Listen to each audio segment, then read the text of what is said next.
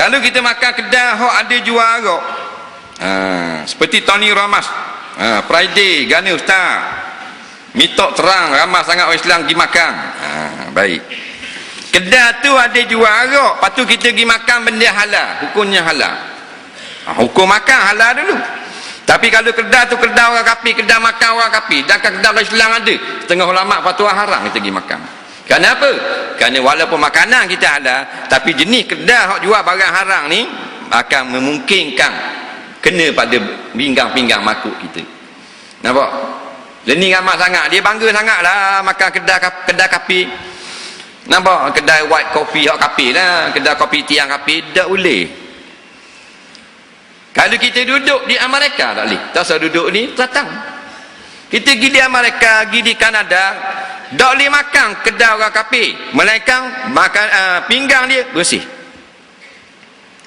Sahabat mai, ya Rasulullah, kami duduk pada bumi kafir yang tak beriman kepada Allah, adakah boleh kami makan dalam pinggang-pinggang mereka itu? Nampak? Apa nak kulupi aniyatihim, boleh tak kami makan dalam bekas-bekas ni kedai orang kafir? Kami duduk negeri kafir. Nabi kata basuh dulu pinggang, kemudian baru boleh makan dalam bekas tersebut. Tu di negeri kafir, faham lagi? Barulah dibenarkan kita masuk kedai makanan kafir, tetapi bersihkan pinggang makuk dan sudu dulu. Masuk kuyuk belanga. Dah kita negeri orang Islam, nak serang dia masuk kedai kafir dengan sebab kejahilan kita, hukumnya haram.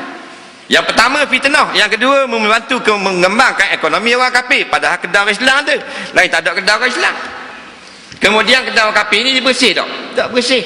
Nah, melainkan kedai orang kafir tu dia orang Islam buat kerja. Hak tukang basuh pinggang, hak tukang masak, tukang apa, baru ulama kata harus. Nah, dia sagong ni dengan bini pakai tudung tap-tap duk kedai kopi orang kafir menenggok. Faham bodoh saja. Bukan tak apa kita nak makan tempat kelas-kelas, tempat kafe, tempat bistro, tak ada masalah. Orang Islam. Wala ta'kulu illa ta'amal muttaqin. Jangan mu makan melainkan makanan orang-orang yang takwa. Mana kedai orang takwa. Walaupun perintah ni sunat. Nah, tak usah nak sambung orang makan kedai kafe.